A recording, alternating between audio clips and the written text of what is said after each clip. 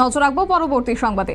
Doctor B.R.. আম্বেদকরের জন্মজয়ন্তী পালন। অবশ্য তপশিলি জাতি সমন্বয় সমিতির রাজ্য কমিটির উদ্যোগে আজকে ওনার জন্মজয়ন্তী পালন করা হয়েছে এবং সেই সঙ্গে স্মরণে রাখা হয়েছে ডক্টর বি.আর. আম্বেদকরকে, যেখানে উপস্থিত ছিলেন প্রাক্তন মন্ত্রী রতন ভৌমিক, উপস্থিত ছিলেন স্বপ্না দত্ত, উপস্থিত ছিলেন কৃষ্ণা রক্ষিত সহ অন্যান্য নেতৃত্বরা। সংগঠনের পতাকা উত্তোলনের মধ্য দিয়ে আজকের এই দিনটি শুরু হয়েছে এবং যা পতাকা উত্তোলন করেছেন প্রাক্তন মন্ত্রী রতন ভৌমিক। কি জানিয়েছেন তিনি, শুনুন।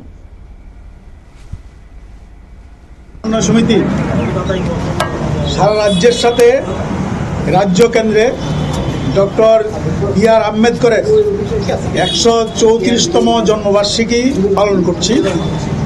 আমাদের সর্বভারতীয় সংগঠন দলিত শোষণ মুক্তি মঞ্চ সারা ভারতবর্ষে এই দিনটি যথাযোগ্য মর্যাদায় পালন করার সিদ্ধান্ত নিয়েছে এবং করছেন।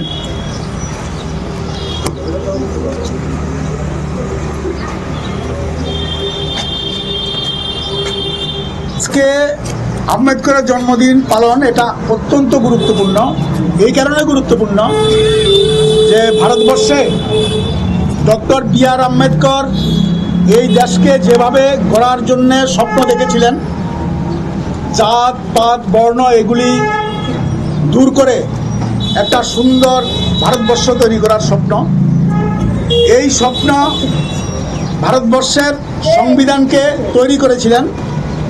আজকে আমাদের দেশে তার যে স্বপ্ন, এই স্বপ্নকে চুরমার করে দেওয়ার জন্য, বিশেষ করে আমাদের দেশের যে ঐক্য সংগতি ধর্মনিরপেক্ষ রক্ষার জন্য যে সংবিধান, এটাকে আজকে পাল্টে দেওয়ার জন্য একটা শক্তি প্রতিনিয়ত চেষ্টা করছে। বিশেষ করে আরএসএসের আদর্শে অনুপ্রাণিত বিজেপি দল সরকার চালাচ্ছে। সরকার এবং দল দুটো মিলে আমাদের দেশের সর্বনাশ করার জন্য উঠে পড়ে লেগেছে এবং সেজন্যই তারা ভারতবর্ষের সংবিধান এটা থাকক এটা চাইছেন না। এবং এটা নতুন না, আরএসএস 1925 সালে জন্মলগ্ন থেকেই আম্বেদকরের যে চিন্তা, ধর্মের ভিত্তিতে না, মানুষের ঐক্য সাম্য এবং সুভাতৃত্ব এর মধ্যেই আমাদের দেশ গড়ে উঠবে, এই স্বপ্নকে তারা প্রথম থেকেই হিন্দুত্ববাদী রাষ্ট্র তৈরি করার জন্য স্বপ্ন মানুষের মধ্যে বিস্তার করার চেষ্টা করেছিলেন এবং তার জন্যই আম্বেদকরের নীতির বিরোধিতা তারা করেছিলেন। আম্বেদকর বরাবর এই হিন্দুত্ববাদী যে তাদের আদর্শ তার বিরুদ্ধে সংগ্রাম করে গেছেন। আমাদের দেশে দলিত সাধারণ মানুষের অধিকার প্রতিষ্ঠার জন্য লড়াই করেছেন। আমরা দেখছি আজকের দিনে আমরা যেমন তার জন্মদিন পালন করছি, তার স্বপ্নকে সাকার করার জন্য প্রতিজ্ঞা নিচ্ছি, তেমনি বিজেপি দলের মতো একটা দল যারা সাম্প্রদায়িক নীতিতে বিশ্বাস করে, মনুবাদী নীতিতে বিশ্বাস করে, যেই নীতির বিরুদ্ধে আম্বেদকর সারা জীবন সংগ্রাম করেছেন, এই মনুবাদী নীতি প্রতিষ্ঠা করতে গিয়ে আমাদের দেশের সংবিধান পাল্টাতে চেয়েছেন। প্রতিদিন আমাদের দলিতদের উপর, সংখ্যালঘুদের উপর আক্রমণ সংগঠিত করছেন, সংবিধান পাল্টাতে চেয়েছেন। এই সরকার, এই দল, তারাও আম্বেদকরের জন্মদিন পালন করছেন।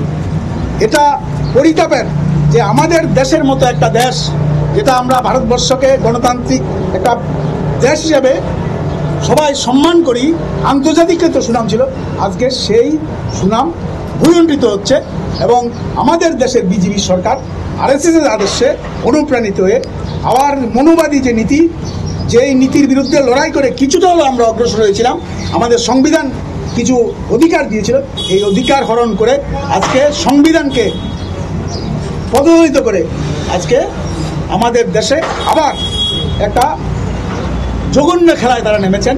এদিক থেকে আজকে সারা ভারতবর্ষের মধ্যে সবচেয়ে বড় প্রশ্ন হল আম্বেদকরের নেতৃত্বে প্রণীত সংবিধান, এটাকে রক্ষা করা।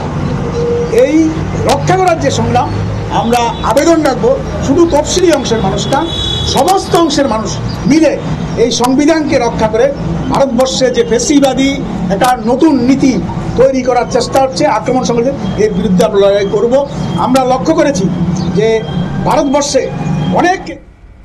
আপনারা শুনলেন প্রাক্তন মন্ত্রী রতন ভৌমিকের বক্তব্য। অবশ্য আজকের এই কর্মসূচি থেকে তিনি বিজেপির বিরুদ্ধে একরাশ ক্ষোভ উগরে দিয়েছেন এবং বলেছেন যে সংবিধান প্রণেতা ডক্টর বি.আর. আম্বেদকর দেশকে যেভাবে গড়ে তোলার স্বপ্ন দেখছেন তাকে কুণ্ঠাসা করছে বর্তমান বিজেপি, এমনটাই অভিযোগ তুলেছেন। যাই হোক, আজ আগরতলা প্যারাডাইস চৌমুহনীতে যথাযোগ্য মর্যাদায় তপশিলি জাতি সমন্বয় রাজ্য কমিটির উদ্যোগে আজ ডক্টর বি.আর. আম্বেদকরের জন্মবার্ষিকী পালন করা হয়েছে। নিয়ে নিচ্ছে ছোট্ট একটি বিজ্ঞাপন বিরতির, সঙ্গে থাকুন।